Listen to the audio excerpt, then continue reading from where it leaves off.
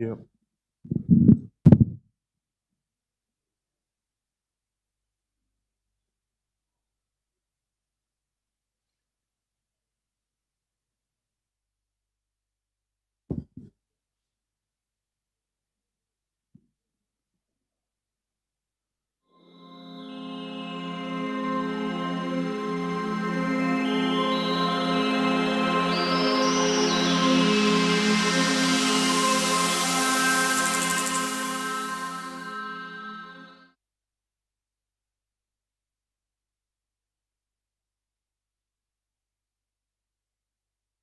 Yeah.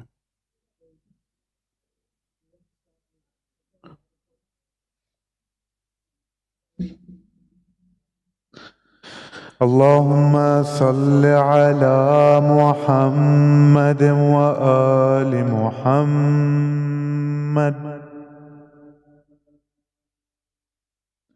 أعوذ بالله من الشيطان الرجيم.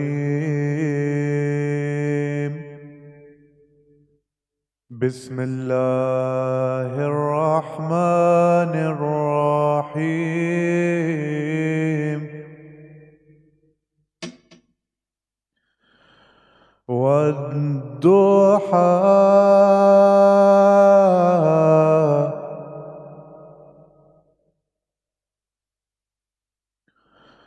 والضحى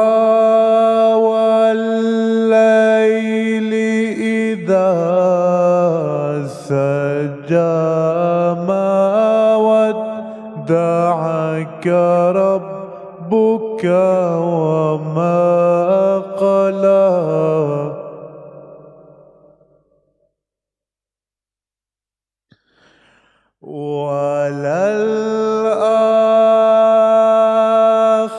وللآخرة خير لك من الأولى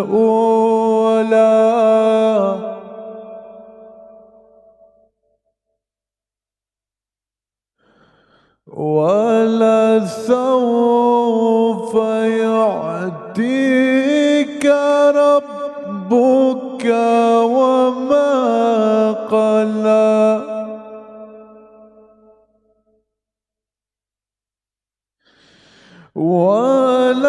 ولسوف يعطيك ربك فترضى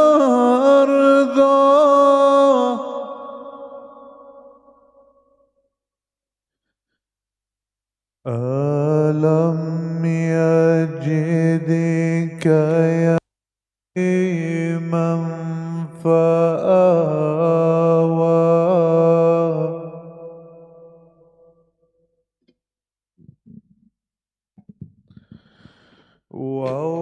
ووجدك ضالا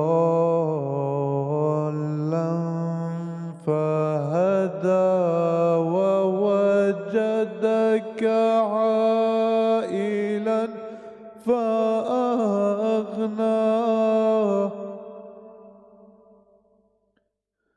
فأما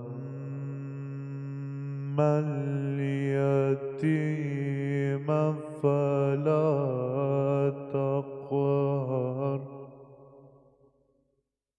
وأما السائل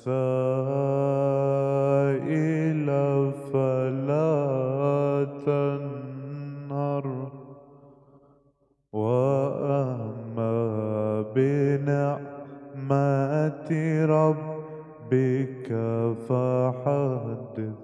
صدق الله العلي العظيم. صلوات على محمد وآل محمد. زيارة آل ياسين. اللهم صل على محمد وآل محمد. سلام على آل ياسين السلام عليك يا داعي الله ورباني آياته. السلام عليك يا باب الله وديان دينه. السلام عليك يا خليفة الله وناصر حقه. السلام عليك يا حجة الله ودليل إرادته. السلام عليك يا تالي كتاب الله وترجمانا. السلام عليك في آناء ليلك وأطراف نهارك. السلام عليك يا بقية الله في أرضه. السلام عليك يا ميثاق الله الذي أخذه ووكده. السلام عليك يا وعد الله الذي ضمنه. السلام عليك أيها العلم المنسوب والعلم المسبوب والغوث والرحمة واسعة وعدان غير مكذوب. السلام عليك حين تقوم. السلام عليك حين تقعد. السلام عليك حين تقرأ وتبين. السلام عليك حين تصلي وتقنت. السلام عليك حين تركع وتسجد. السلام عليك حين تهلل وتكبر. السلام عليك حين تحمد وتستغفر. السلام عليك حين تصبح وتمسي. السلام عليك في الليل إذا يغشى والنهار إذا تجلى. السلام عليك أيها الإمام المأمون. السلام عليك أيها المقدم المأمون. السلام عليك بجوامع السلام. أشهدك يا مولاي أني أشهد أن لا إله إلا الله وحده لا شريك له وأن محمدا عبده ورسوله لا حبيب إلا هو وأهله. وأشهدك يا مولاي أن عليا أمير المؤمنين حجته والحسن حجته والحسين حجته وعلي بن الحسين حجته ومحمد بن علي حجته وجعفر بن محمد حجته وموسى بن جعفر حجته وعلي بن موسى حجته ومحمد بن علي حجته وعلي بن محمد حجته والحسن بن علي حجته. وأشهد أنك حجة الله. أنتم الأول والآخر وأن رجعتكم حق لا ريب فيها يوم لا ينفع نفسا إيمانها لم تكن آمنت من قبل أو كسبت في إيمانها خيرا وأن الموت حقا وأن ناكرا ونكيرا حق. وأشهد أن النشر حق والبعث حق وأن الصراط حق والمرصاد حق والميزان حق والحشر حق والحساب حق والجنة والنار والنار حق والوعد والوعيد بهما حق يا مولاي شكي من خالفكم وسعد من أطاعكم فاشهد على ما أشهدتك علي وأنا ولي لك بريء من عدوك فالحق ما رضيتموه والباطل ما أسخطتموه والمعروف ما أمرتم به والمنكر ما نهيتم عنه فنفسي مؤمنة بالله وحده لا شريك له وبرسوله وبأمير المؤمنين وبكم يا مولاي أولكم وآخركم ونصرتي محدة لكم ومودتي خالصة لكم آمين آمين صلوات على محمد وآل محمد.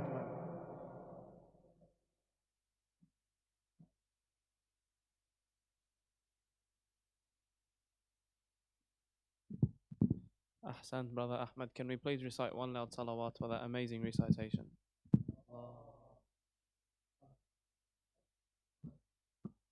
Bismillah ar-Rahman ar-Rahim. Assalamu alaikum wa rahmatullahi wa barakatuh, my dear brothers and sisters, and welcome all to the Imam Hussein Islamic Center. I send my sincerest and deepest condolences onto you all and to all the Muslim Ummah, in particular to Imam Sahib al-Asri wal-Zaman, on the tragic martyrdom anniversary of the uncle of the Prophet, Hazrat Hamza alayhi salam. Inshallah, with our presence here tonight, all our a'mal will be accepted. Sallu ala Muhammad wa ali Muhammad.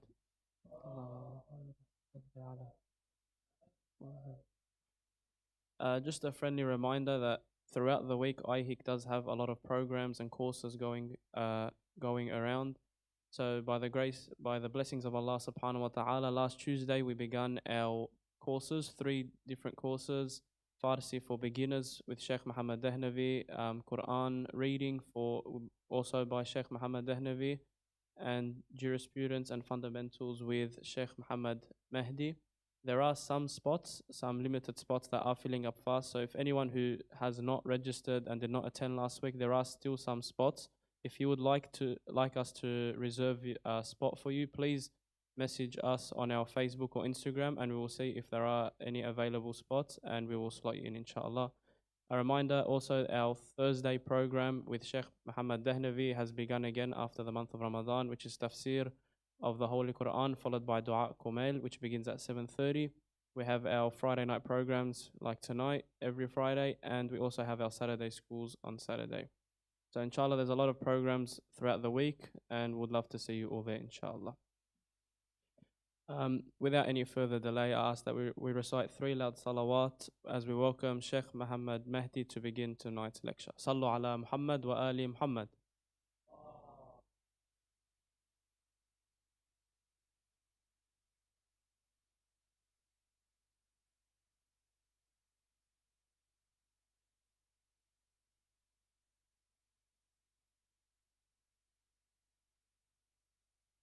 الله السميع العليم من الشيطان اللعين الرجيم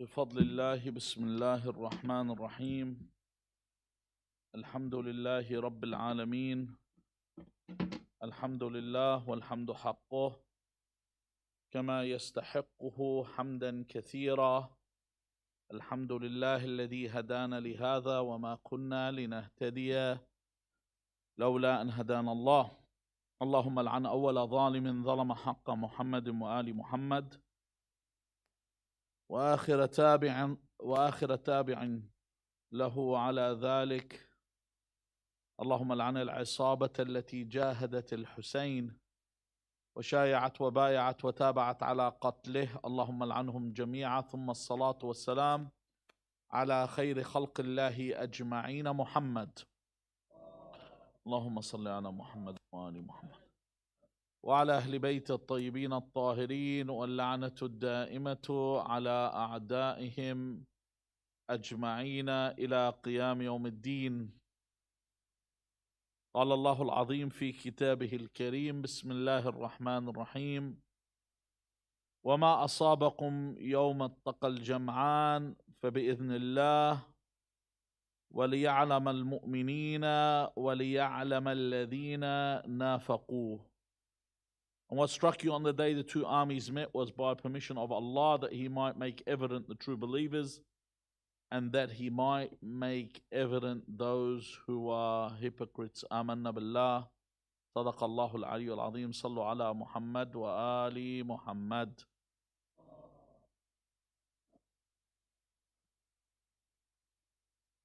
Every event that takes place has its protagonists and its antagonists. In other words, it has the heroes and it has the villains. When we speak about the day of Ashura and Karbala, the heroes are Imam Hussein alayhi salam, Sayyida Zainab alayhi salam, Abu al-Fadl Abbas alayhi salam, and their likes. And the villains are Yazid, Ubaydullah ibn Ziyad, and Umar ibn Sa'd. So every event, a star shines. Someone that you didn't know, and they have a moment in their life that says to the world, stand up, I am here. Ana al-Abbas. This is my day, this is where I shine. This is where I show you who I am. Uhud. And these days where we commemorate Uhud, one man stands above all when we mention this day. Taban, when we talk about who stands above all, we don't regard the ma'sumin in this. When we talk about Abu al-Fadl Abbas alayhi salam and Sayyida Zainab alayhi salam, we put Imam Hussein alayhi salam on another level, because these are Hujjatullah ala al-Khalq. They're Allah's argument to the creation. They're Allah's proof to the creation. Above all, when it comes to this, Al-Hamza alayhi salam needs no introduction. And people know, because whenever the Imams would mention who they were in any of their sermons, they would say, we are from the family who our uncle is Hamza. They would actually let people know that that's who we're related to. You look at his origin. When Abdul Muttalib was looking for a wife for his son Abdullah, when he went to go find a wife for his son Abdullah, he married him to a woman by the name of Amina bint Wahab. Abdullah ibn Abdul Muttalib and Amina bint Wahab, who are they? The parents of Rasulullah sallallahu alayhi wa alihi. When he went to find him a wife, he found a wife for himself too. He married, Abdul Muttalib married her cousin called Hala bint Wahib. Wahib and Wahab were brothers. He married the daughter of Wahib, and he married his son to the daughter of Wahab. And both these women conceived at the same time, and around the same time they gave birth. Amina bint Wahab gave birth to Rasulullah Muhammad sallallahu alayhi wa alihi. Salli ala Muhammad wa ali Muhammad. And Hala bint Wahib gave birth to Hamza ibn Abdul Muttalib. So they were around each other from youth. They were friends. Not only were they cousins, and not only was in one sense, but one was the uncle of the other. Hamza was uncle, but they were friends. You know, sometimes you have an uncle that your parents had, your grandparents had at a later age, and they have the same age, and you find that this uncle's your friend rather than being your actual uncle, and they were that close together from a very young age. His name Hamza is, you know how the name of the lion is Asad. There's a lot of synonyms for the lion. Okay? So when we say Asad in Arabic, sometimes you might hear a word that a lot of people name these days. They use the word Layth, or they have another word, Sumayda, another word, Haydar. All these, they all link to the Asad in some way. And they all have a different meaning. Hamza is the name given to a Asad, a lion, when the lion grips to make a kill. The grip that he makes to make a kill, this is the lion that grips is called a Hamza. That's the name that he was given. And rightly he was named. He was bold. Bold as in courageous, and he was brave. And he was a marksman, sharpshooter in archery. It says about him, and they said he had the heart of a lion. In some narrations, when it speaks about his bravery, it says if Hamza in a dark night was to step unknowingly in the belly of a lion, and the lion was to let out a growl, he would not even shudder. Now us, we walk outside, someone says boo, we'll jump 10 foot in the air. The lion, you know what a lion's growl is like. I don't need to tell you, you know. You know, some people see a small mountain lion, and they're big, but they're small compared to a lion. And you see them there start speaking in tongues. They start speaking in 70 different languages. A lion, he was to step on the belly, they say he wouldn't even shudder. This is the position of Hamza. This is how well he was known. Al-Hamza ibn Abdul Muttalib was a Muslim from the very beginning. When we say the very beginning, the first 3 years of the Risala, only 2 people were Muslim. After Rasulullah sallallahu alayhi wa alihi wasallam, Sayyid al-Rusul is the master of the messengers, the seal of messengers. When he told his secret of the revelation, he told 2 people. He told Amir al-Mu'mineen, Ali ibn Abi Talib alayhi salam, and Khadija bint Khuwaylid alayhi salam. Amir al-Mu'mineen says this, that he says for 3 hujjaj, which could mean 3 years or 3 pilgrimages. But generally, when we say 3 hujjaj, it means 3 years. He said, no one believed in the messenger of God except me and the daughter of Khuwaylid bin Khadija alayhi salam. After this, then one after the other would be a believer, and Hamza was of the first.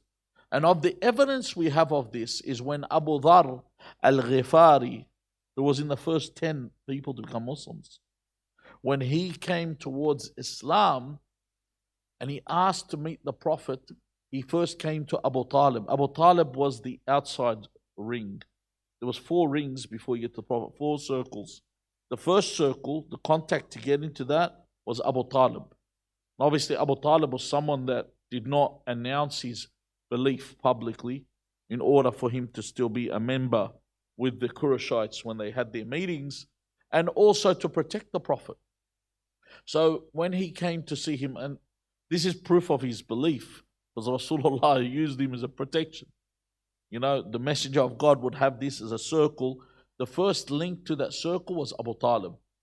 Abu Dhar met Abu Talib. The second link was Al-Hamza ibn Abdul Muttalib, who also had concealed his belief till the time where he actually announces it. In the second time, in this case, where he meets Hamza and says to him, and Hamza asks him, why do you want to meet the Prophet? He says, because I want to believe in him and follow him. And this is the reason.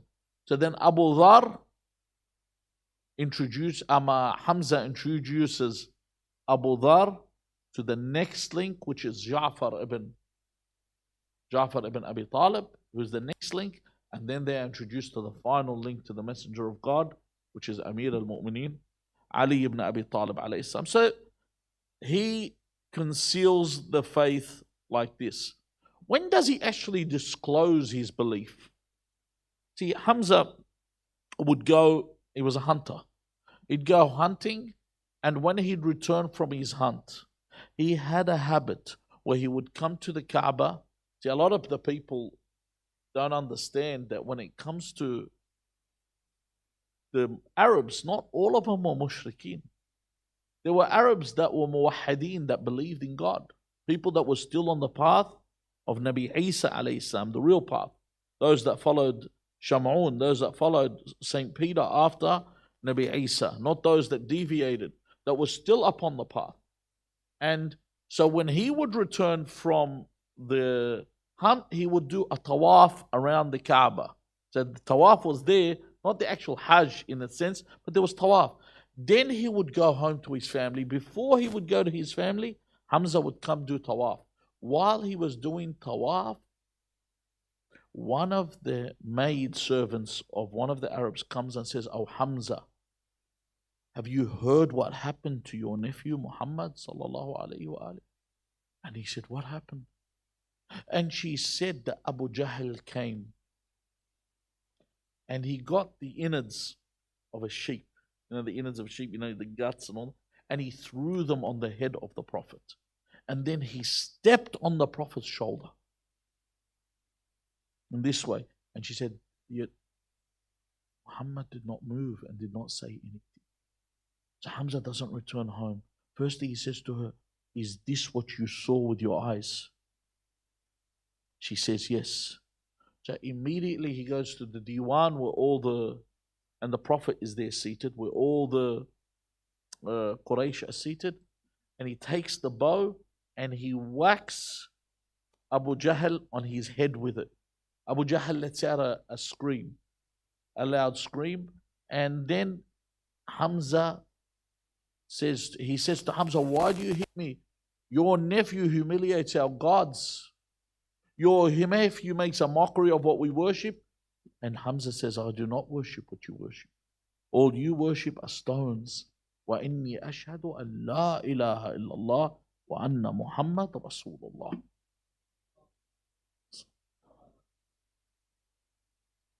So I don't believe in what you believe. I believe in God. And I believe that my nephew is a messenger of God. This is the introduction to Hamza. But when do we actually get to know Hamza? It's the Battle of Uhud. During Shahr Ramadan al-Mubarak, you would have covered the Battle of Badr. The Battle of Badr was in the second year after Hijrah, in Shahr Ramadan al-Mubarak. Yet the Battle of Badr doesn't have historical significance, nor does any battle have the same historical significance as the Battle of Uhud. Now, a lot of the people that have heard of Badr and Uhud, a lot of the times they've watched it on the movie The Message, which is, the movie The Message is pretty much when you watch Kingdom of Heaven to get the history of Saladin or Salah ad-Din. It's fictitious. It's full of lies. It's concocted. It has no truth in it. And you'll know when you actually research the history. Historically, no battle has this much significance. Furthermore, over 50 verses in the Quran, probably even over 60, are about the Battle of Uhud. Did you know that? But not by name, in the same circumstance as if you see when Allah Azza wa Jal mentions Badr, He mentions it by name. When He mentions Hunayn, He mentions it by name in the Quran. Al-Khandaq, Al-Ahzab is a whole surah named after the Battle of Al-Ahzab. But in the terms of Uhud, it's not mentioned, but no one has any doubt. All the schools of thought know that these verses are about Uhud. See, the first battle, Badr, in Islam, I don't want to go fully in detail. It's something where you'd have to research and read about it because this isn't the night for it. But in the first battle of Badr, the Muslims were numbered 313 and the Mushrikeen were over 1,000. The Muslims were ill-equipped. They had fewer than 7, or they had about 6 swords. I think even some narrations said they had 1 sword and 5 sticks. And that the Prophet, by miracle, made the sticks into swords. And they had, I think, several pieces of armor, maybe 3 or 4. They had nothing. They had to... and I mentioned this, I don't know if you recall, I mentioned this a few months ago. where it was like you remember the Russians in World War II, where they were Russian, they had a rifle with 4 rounds, and that's all you had. And when you ran out, you had to take someone else's rounds. You know what I mean? That's how it works. Everything was ration. Over there, when someone was killed, you take their sword. And I think that Muslims only had 1 horse, whereas the mushrikeen were very well equipped. It's like when you look at us now. If you took all the mujahideen around the world right now, what do they have? You know, weapon of choice, AK-47 or Kalashnikov, okay, up against F-16s. You know, Magava tanks. Like, realistically, you don't even have a chance. But in the day, you know what makes people fight? Because it's God that assists you. If we didn't believe in God, no one would fight. He's going to get killed. The only reason why people take stances is because there's belief in God. Otherwise, if I didn't believe in the assistance of God, that would not be the case. So, in the Battle of Badr, the mushrikeen were defeated. And not only were they defeated, Islam was put on the map by these ill-equipped soldiers. Okay? And it entered with a thud. Quraysh was broken at this point. And Quraysh was hell-bent on revenge. Do you know how badly the revenge was? I don't know if you've ever seen Ashir tribes. When someone is killed in the Ashiri, do you know they do not allow Aza? You're not allowed to come to their house and akhud bil khatir, come in and say Azam Allah lakum al ajnana until revenge has been taken. No one's allowed to weep. Do you know why they don't let anyone weep or mourn? Because it keeps the fire within. Because if you weep, what happens when you cry? You know, when you come Majlis Abu Abdullah al-Hussein, you have a problem, you cry after you cry, you feel awesome. Because everything gets cooled down. If I haven't cried yet, I'm still hell-bent on anger, revenge. For a whole year and 1 month, Abu Sufyan would not let anyone weep or mourn the dead of Badr. And in Shawwal, this month, on the 3rd after Hijrah, 1 year and 1 month after Badr, the battle of Uhud would happen. Firstly, what were the objectives of Quraysh? The Mushrikeen, what were their objectives in fighting the Muslims? Firstly, you're only as good as your last fight. You could, for example, fight someone and beat them 4 times, 5 times. The 6th time you fight, they beat you. That's all everyone remembers. The last fight that took place, you're only as good as your last fight. So Quraysh needed to save face amongst the Arabs. They needed Uhud. They needed to save face for the last fight. But they didn't want the return to be just a defeat. They didn't just want to win. They wanted to make it a landmark. It's like I have a fight with someone and they defeat me by split decision. The return fight, I starched them in the first round. I knocked them out cold, where their hands are out, their toes are curled up in the air, and you know this is landmark. This will never be forgotten. This is what I'm talking about. The Mushrikeen wanted the revenge on the Muslims where they would make it a landmark defeat. We bought 1,000 in the first battle of Badr. This time we've got over 3,000 soldiers. And they are equipped. And they are ready to fight. We brought champions before with us, like Walid ibn Utbah, Utbah ibn Rabi'ah, Shayba ibn Rabi'ah. These guys were warriors. Do you know what kind of warriors these men were, these 3 men I just mentioned? These men were warriors to the point when Rasulullah sent 3 men to fight them. They said, we do not fight people except our equals. Don't give us these people, they're unknown. We want to fight men. So Rasulullah sent towards them who? He sent Hamza, Wal Harith, Wa Amir al-Mu'minin, all from Banu Hashim. And do you know how good these guys were? Amir al-Mu'minin fought Walid, who was the strongest. Walid was 25 years old and he was a warrior. Walid ibn Utbah fought Amir al-Mu'minin. Shayba ibn Rabi'ah fought Al-Harith. Or Shayba ibn Rabi'ah fought Hamza. and Utbah ibn Rabi'a fought Al-Harith, Amir al-Mu'mineen, because it's like a fight where it's 3-on-3. When one gets defeated, then it becomes 3-on-2.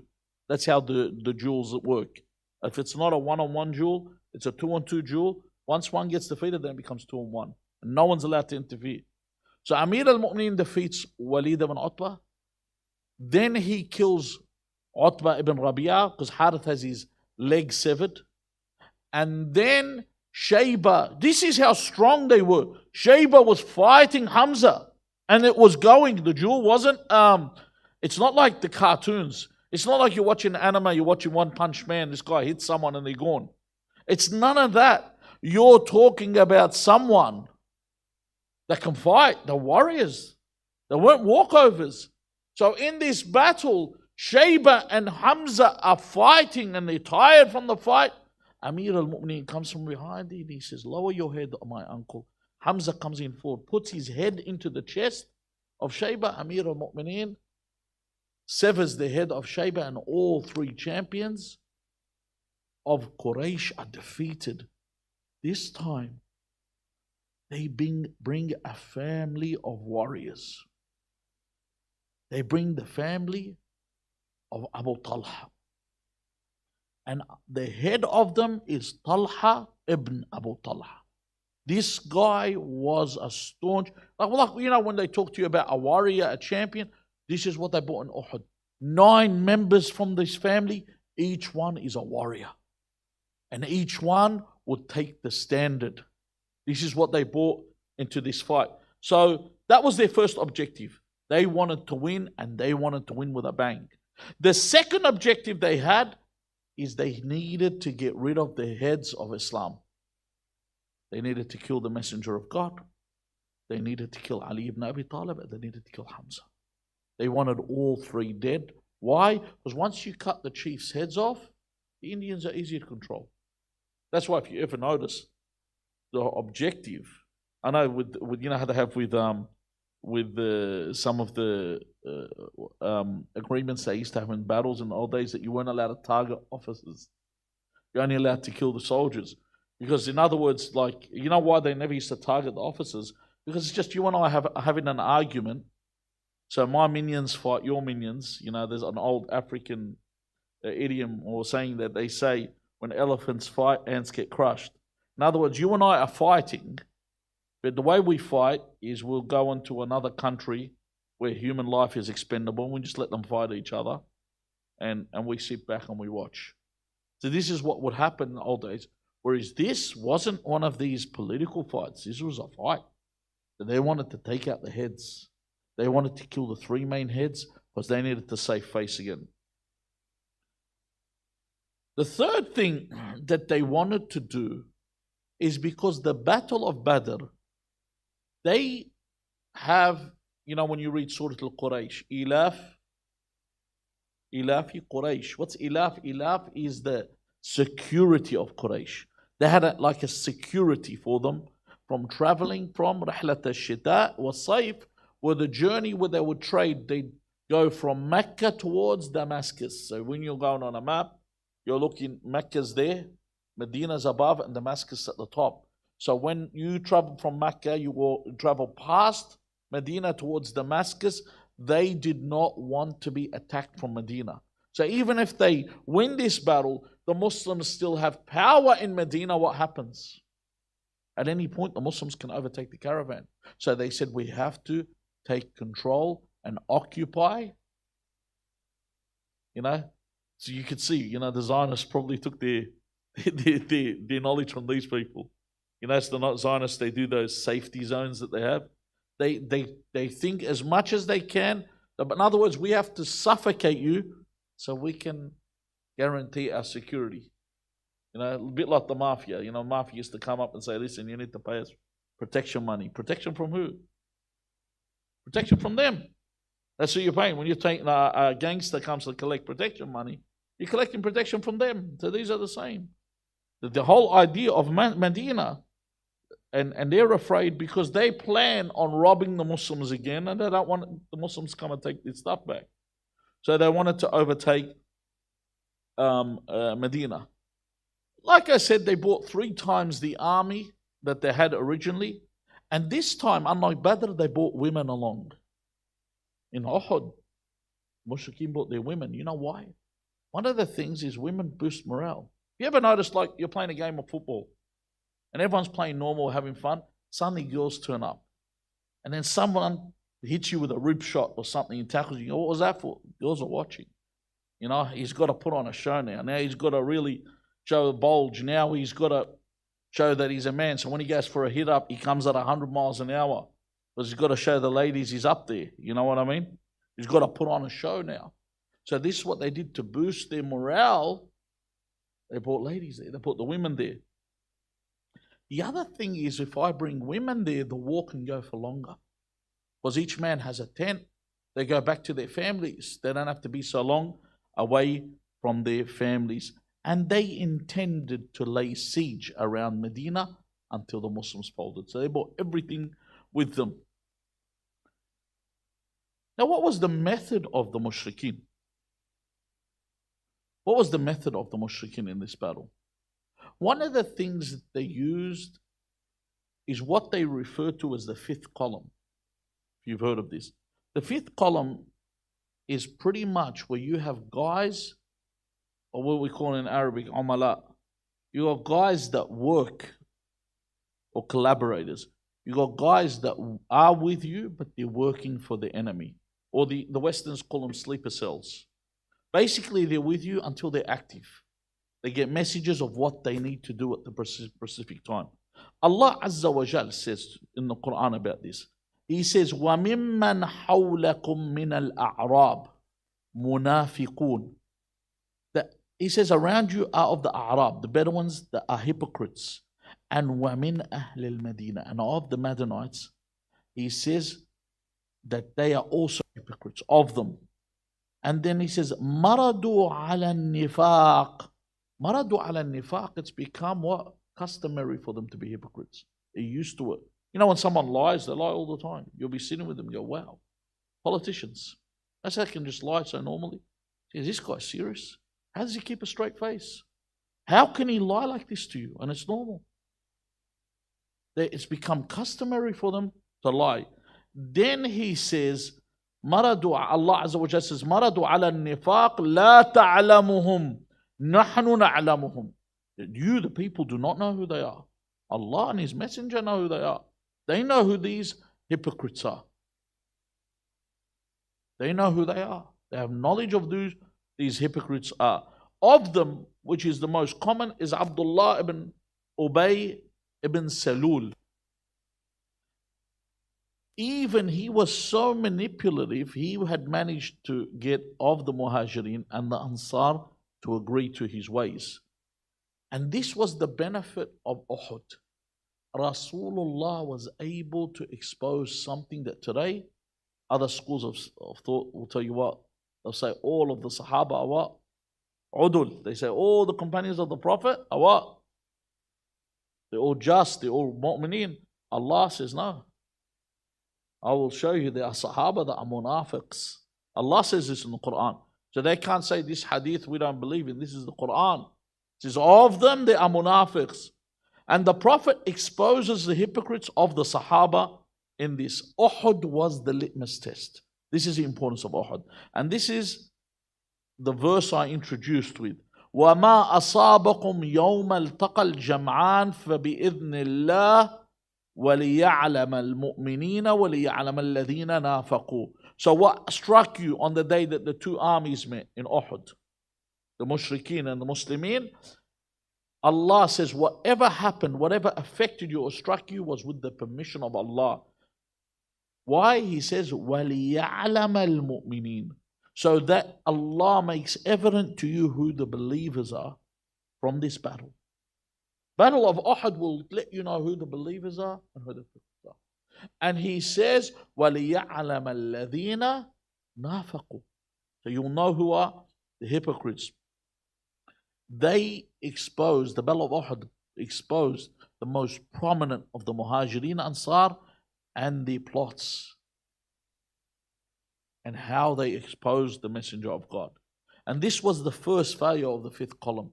because these people that were on the inside to give this support to Banu Umayyah on the long term were exposed.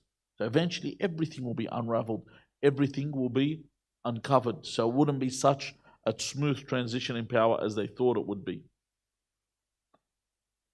Hala, from this we know it was evident, that the mushrikeen hadn't planned on going to war. You know, look, when we think about war, no government wants to go to war. Did you know that? Governments prefer to achieve their objectives without war. If they could get their objectives without war, why would we go to war? Why would we waste? Because war, there's a risk. You know what I mean? If I could get my objective in an easier bit way, like you're playing a football game, you don't want to go to penalty shootouts. But you're not going to risk letting them get you on the counter-attack while you go for a goal. If it goes to penalty shootouts, then so be it. Likewise here, no one wants it to go to war. No government ever wants it to go to war. And the mushrikeen didn't want this war. So they were planning on doing what? They had planned to get their collaborators to kill the Prophet. So if they kill the Prophet, then they walk in and they take over everything right from the get-go. We've walked in and we're ready. Now this failed because they were unable to eliminate the Prophet. Their plans were unraveled by Allah Azza wa Jal to His Messenger. When they failed this is when they activated their contingency plan. And that was to split the army of the Muslimin. The Muslimin came out, the Mushrikeen had 3,000 soldiers, the Muslimin only had 1,000. When they set out to go fight, the Mushrikeen, Abdullah ibn Ubay ibn Abi Sulala, Salul, Abdullah ibn Ubay ibn Salul came out and he had all the Muhajirin and Ansar that he had in his pocket, the ones he talked to, convinced them to split, said, let's not fight. So what happens, you know, when you're going in an army, say like you're a big group of people, then a group of you, a chunk of you leaves. It kills the morale of the soldiers. And he took 1/3 of the army. So they were left to about 600, 700 soldiers left. Then, furthermore, news had come through these munafiqs that Abu Sufyan said, our problem is with our people. Our problem is with other Qurayshis. We have nothing against the Madanites. You can go. You know how sometimes, for example, when Daesh first came out, everyone said, why did you go fight? You know, when the people wanted to fight, the Mu'mineen wanted to fight Daesh, they said, why are you fighting Daesh for? They don't want us. It's not our problem. They just want their own country. It's not true. The Daesh eventually, they started killing who? You know, people think that Daesh, ISIS, they start killing Shia. Yes. Who else did they start killing? Christians. Who else did they kill? Sunnis. Do you know who else they were killing? They were killing other Wahhabis. Jabhat al-Nusra Wahhabis. They were killing everybody. So you think it's not my problem. It will become your problem. So that if the Madanites had left, next after they slaughter the Quraysh, they're going to come after the Madanites. So thus, they dropped the morale of the Muslims. So the battle ensued. The battle began. Before it started, Rasulullah took a strategic position in Uhud.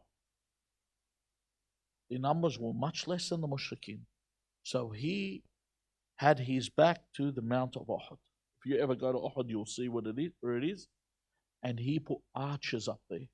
And he told them a command. He said, whether you see we're being defeated or whether you see we are defeating, do not leave your post until a command comes from me directly. Under no circumstances. This is a command of Rasulullah. But you know, before you go to war, you don't have to go to war with the Prophet. You know that?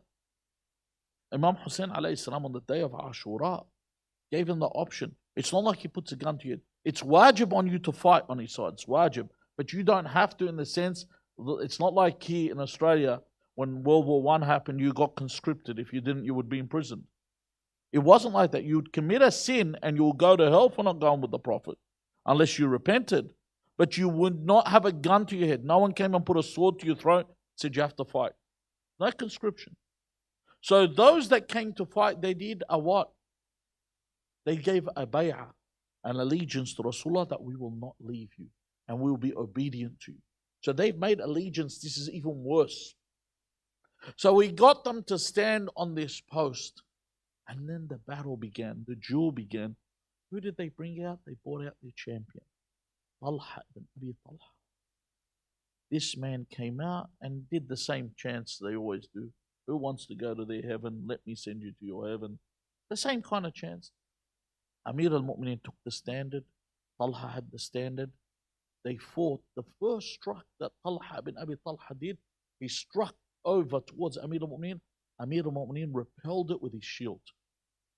Immediately on the parry where he parried him, Amir al-Mu'mineen hit him on his thigh and he severed both his legs with one strike. When he fell on his back, Amir al-Mu'mineen came to confirm the kill. He moved in to finish him off. Talha started begging to live. Amir al-Mu'mineen let him go. The Muslims said, why don't you finish him? He said he's going to bleed out. In other words, he's going to die. Leave him, he's dead. So what happened? The next member of his brother, Abu Sa'id, came and took the standard. Another warrior, Amir al-Mu'mineen finished him. It gives you some details on each one. One after the other. One was Shafi' ibn Abi Sa'id, then Uthman ibn Abi Sa'id, then Al-Harith Abi Talha. They were all brothers, one after the other. 9 standard bearers. When I say 9 standard bearers, let me explain what I'm talking about when I say. People hear standard bearer. What is a standard bearer? When we talk about Abu al-Fadl al-Abbas alayhi salam and they call him Al-Amdar, the standard. Do you know who holds the standard? The standard bearer is someone that holds, and you watch the night, they don't fall. The standard doesn't fall unless they are killed. That standard stays in their hand. They don't let go. These are the what? It's not given, the standard's not given to someone that stands in the back line. Notice all these standard bearers, they didn't run from Amir al-Mu'mineen, they fought. These aren't people that are cowards. This is why when people talk about Khalid ibn al-Walid, Khalid ibn al-Walid was one of the biggest cowards in history. Without a doubt. Without a shadow of a doubt. When Rasulullah sent them into Ma'arakat Mu'tah, did you know he put Osama ibn Zayd as the commander? Afterwards, Zayd ibn al-Harith. And each one, he says, if this person gets martyred, the next person, the fourth person, you know who it was? Rasulullah put Khalid ibn Walid. There was a reason why. Because the first 3 got martyred. When Khalid ibn Walid was in charge, guess what he did? Took flight. Ran back. Ran back. He wasn't going to get, he knew they were going to get killed. He's not there to get martyred. He's not there to die. Whereas these guys, when they came to fight, even though they were mushrikeen, the warriors weren't cowards. They were here to fight. 9 standard bearers, 9 elite warriors. Amir al-Mu'mineen laid them all to Jahannam, sent them all to Jahannam in one hit. After defeating them, what did the Abu Sufyan do? 5th column, once again, use these collaborators. Sent his collaborators, you know, they say now, signal, next one, get up, sleep yourself. One said, oh, do you see what's happening to the people on the mountain? He said, the Muslims are victorious and the Prophet's only giving the booty, the good shares of the war booty, because they saw gold, they saw all this stuff that's available. The good shares of the war booty are being given to the people with the most kills, the ones that are fighting. New people sitting on the mountain, you're not going to get nothing. But these people, what happened? Dunya, they ran down to see who can get as much as they can war booty and get out of there. Isn't that right? That's what people do. Because they're following the dunya. They ran towards to get this. And the majority of them did. The verse Allah uses in the Quran, He says, وَلَقَدْ صَدَقَكُمُ اللَّهُ وَعْدَهُ إِذْ تَحُسُّونَهُمْ بِإِذْنِهِ. That Allah had fulfilled His promise by allowing you to kill them. They had 600-700 soldiers. over 3,000, you were killing them. You were slaughtering them with the permission of Allah. And then it says, حَتَّى إِذَا فَشِلْتُمْ. Until what? You reach failure because you lost courage. He says, why? وَتَنَازَعْتُمْ فِي الْأَمْرِ. What happened? You started to dispute the order of Rasulullah. وَعَصَيْتُمْ مِنْ بَعْدِ مَا أَرَاكُمْ مَا تُحِبُّونَ. You were winning. Why would you disobey the messenger of God? And then he says, the ones that ran down to get the booty. مِنْكُمْ مَنْ يُرِيدُ الدُّنْيَا. Those that want the dunya. وَمِنْكُمْ مَنْ يُرِيدُ الْآخِرَةِ. Ones that remained were the ones that wanted the hereafter. Out of the martyrs of Uhud, there were over 70, some narrations say around the 80 mark. Only 2 of them went to hell. The rest were because the Prophet exposes that one of them was fighting because he wanted one of the women of the Mushrikeen, Jamil. They called him Shaheed Jamil. And the other one was fighting, they called him Shaheed al-Himar. This guy actually came to fight, to steal a donkey. So imagine that's his title, Shaheed al-Himar. He was the martyr of the donkey. He came to fight for the donkey. The rest came to fight with Rasulullah, that were shuhada. So in this case, it got to the point where they could see that everything was in array and activated the next plan for Wahshi to kill one of the 3. The only one they were able to get to through Ghadr. No one fought Hamza face to face. Wahshi speared Hamza because of all the confusion with everyone running down to get the booty. He speared Hamza in the back. And 2 great warriors were killed in this battle. One was Hamza ibn Abdul Muttalib, and the other one was Mus'ab ibn Umayr.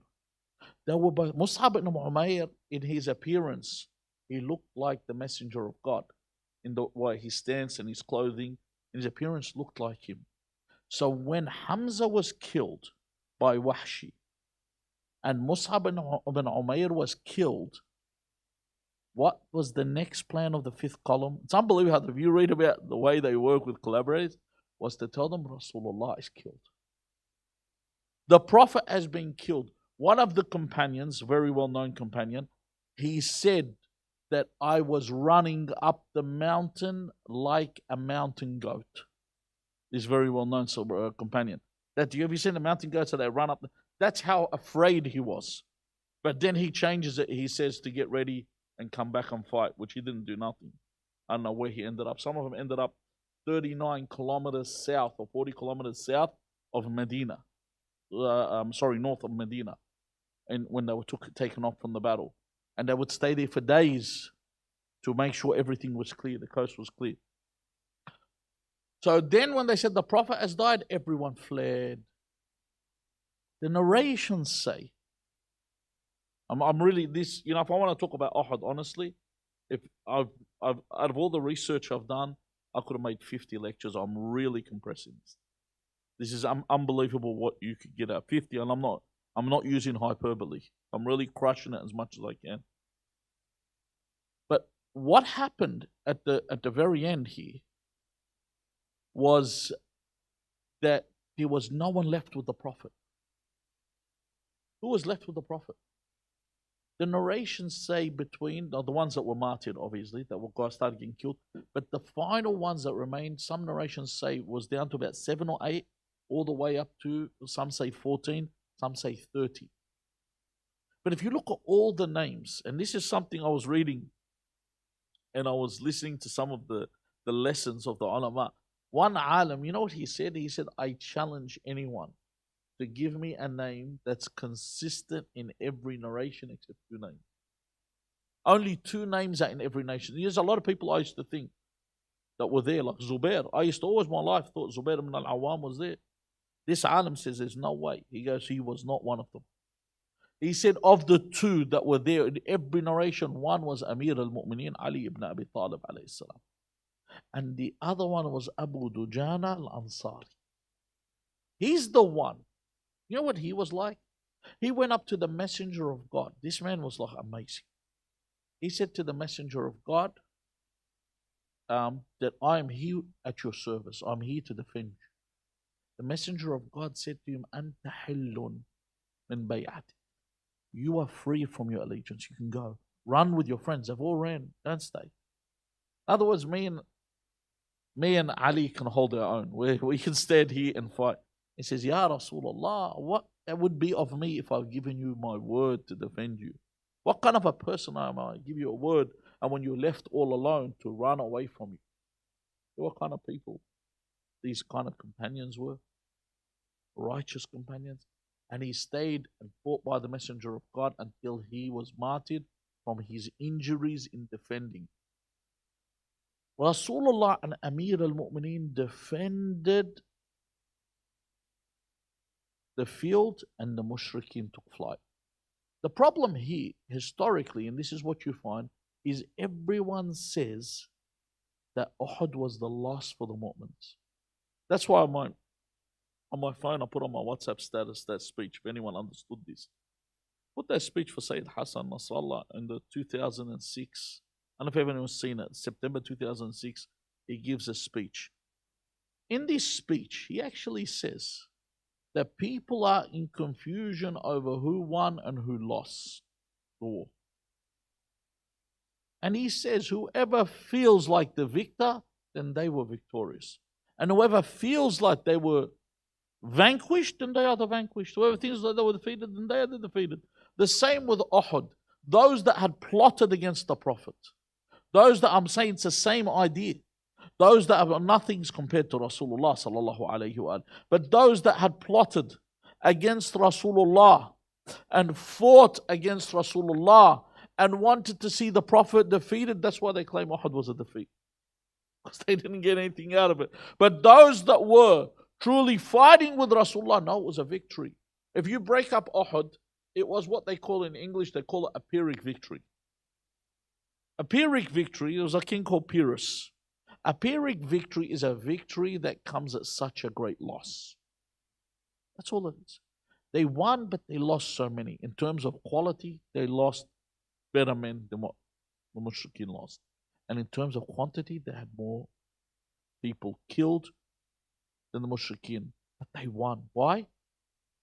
How did you know they won? Their first objective was what? What did I say? The first objective was for them to make a noise. Did they? They didn't achieve it. Their second objective to kill one of the three, to kill the three major people, Rasulullah, Amir al-Mu'mineen, they only killed Hamza, they didn't kill the other two. And their final objective was what? The final objective was to occupy Medina, and they failed to do this. And in fact, they were chased off, and they left, and they never returned until they came back. Had they been victorious, why was the Battle of Khandaq then made? Why was the Battle of Ahzab made? And this time, 3 times the amount of soldiers. There was 3,000 Uhud, there were 10,000 in Al-Ahzab, which is another discussion. Just want to finish off by letting you know, for those that go to Umrah and those that go to Hajj, and to visit Uhud. You know, there's a lot of things you need to know. Uhud, did you know the grave of Hamza and the Shuhada of Uhud were all dug up? You do know that, by Muawiyah ibn Abi Sufyan. He dug them up, and they even said that the leg of Hamza, when it was uncovered, it bled. They write this in the history. Obviously, if you look at the Salafi scholars, they write that Muawiyah brought out a fiqh issue that you can exhume a body in doing this. Rather than say that this man desecrated the graves of the Shuhada, they said that he brought up a fiqh issue. But if you go to Medina, Rasulullah says, Man zarani fil Medina, whoever comes to visit me in the Medina, whoever comes to the grave of Rasulullah in Medina, wa lam yazur ammi Hamza faqad jafani. Allahu Akbar. If I visit the Messenger of God in Medina and I do not visit his uncle Hamza, Rasulullah says he has forsaken me. He has abandoned me. Another thing is the rosaries, you know, the Turba al-Husayniyah, the rosaries, the tasbih that's made out of Turbat al-Imam al-Hussein. The first one to make a rosary out of a tasbih, out of turba was Fatima al-Zahra alayhi salam, and she made it with the turab of the grave of Hamza. This is something you must remember. This is the position of Hamza, Sayyid al-Shuhada alayhi salam.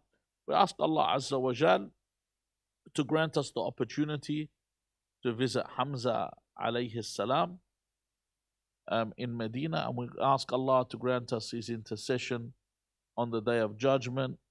We ask Allah Azza wa Jal to hasten the reappearance of our Master Al-Hujjat ibn al-Hasan Al-Mahdi. Arwahuna fida. Bismillah ar-Rahman ar-Rahim. Allahumma salli ala Muhammad wa ali Muhammad. اللهم كن لوليك الحجة ابن الحسن صلواتك عليه وعلى آبائه في هذه الساعة وفي كل ساعة وليا وحافظا وقائدا وناصرا ودليلا وعينا حتى تسكنه أرضك طوعا وتمتعه فيها طويلا برحمتك يا أرحم الراحمين. والأرواح المؤمنين والمؤمنات والأرواح موتانا وموتاكم ولقضاء الحوائج وقبول الأعمال وشفاء المرضى وغفران الذنوب وتعجيل الفرج وحسن العاقبة. رحم الله من قرأ سورة المباركة الفاتحة مع الصلوات.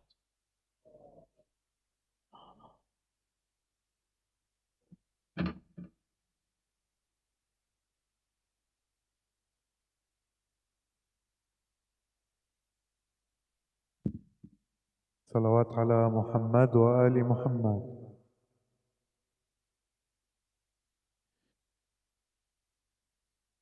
صلى الله عليك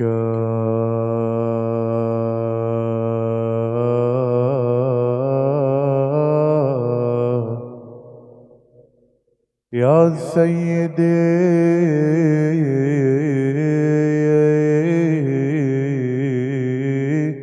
ويا مولاي يا رسول الله. صلى الله عليك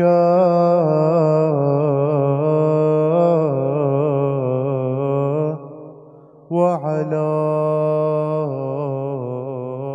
آلك المظلومين يا رحمة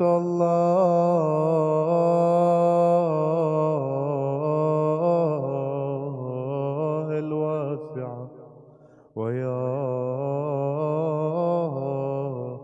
باب نجاة الأمة.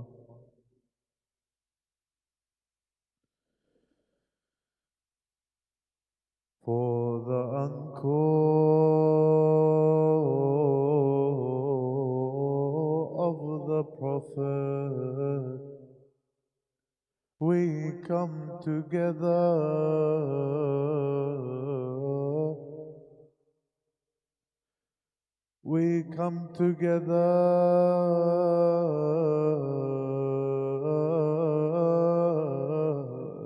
to console Rasul Allah,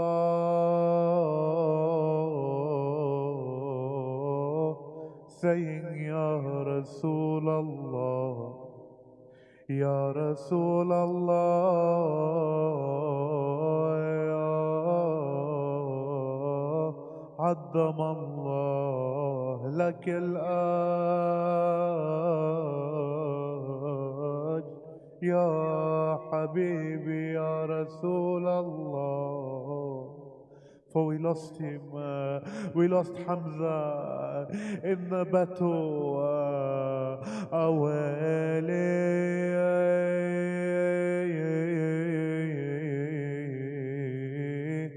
على قلب رسول الله. The heart of Rasulullah is broken. How would he attend the body of his uncle? What would he see? He would see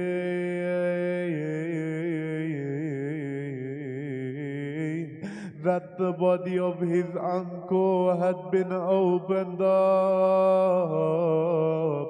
According to some narrations, a lady by the name of Hind bint Utbah would chop up the body of Hamza, cutting his liver out of his body and biting the liver.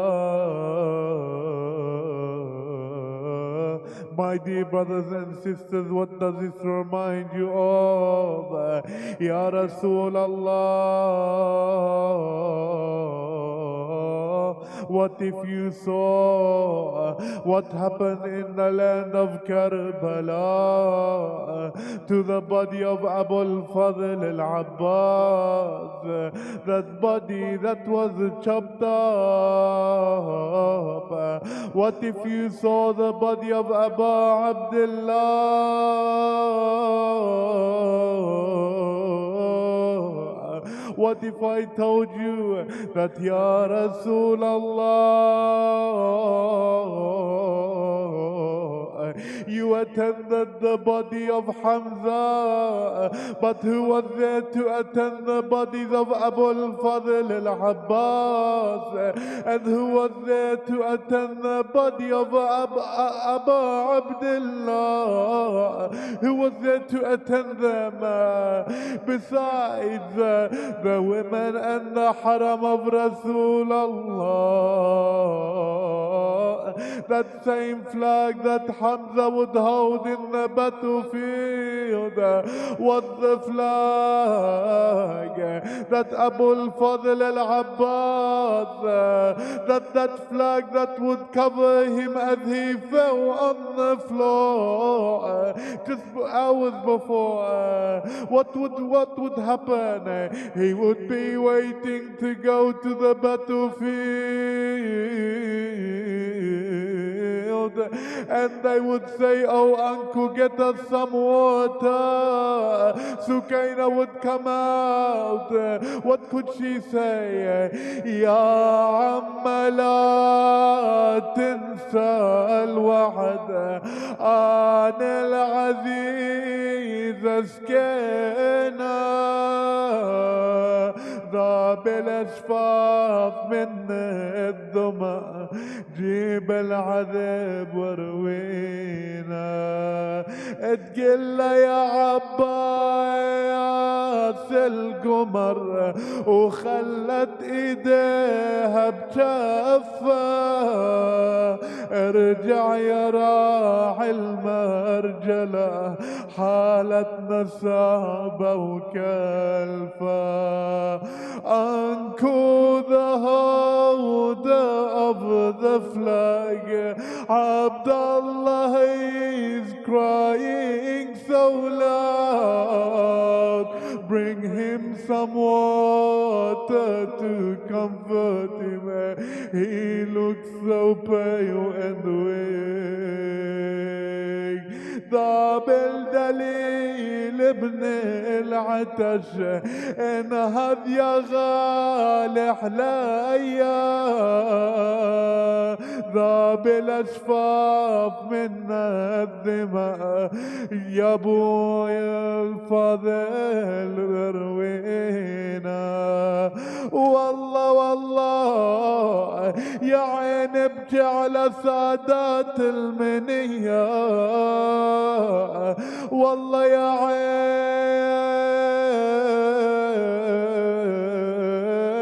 ابكي على سادات المنية رزيتون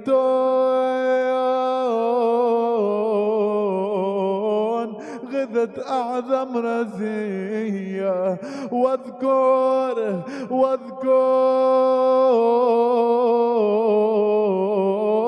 حزن ابو الزهرة الشفية عليهم دوم دمعتنا جرية عليهم دوم دمعتنا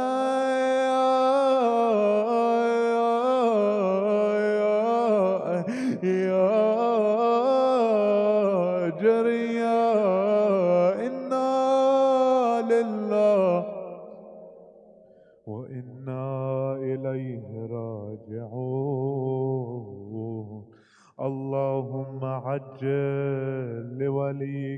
الفرج. اللهم كن لوليك الحجة all together صلواتك عليه وعلى في هذه الساعة وفي كل ساعة all together وليا وحافظا وقائدا ودليلا وعينا حتى تسكنه أرضك توعا وتمتعه فيها طويلا برحمتك يا أرحم الراحمين. إلى أرواح المؤمنين والمؤمنات رحم الله من قرأ سورة المباركة الفاتحة تسبقها بالصلاة على محمد وآل محمد.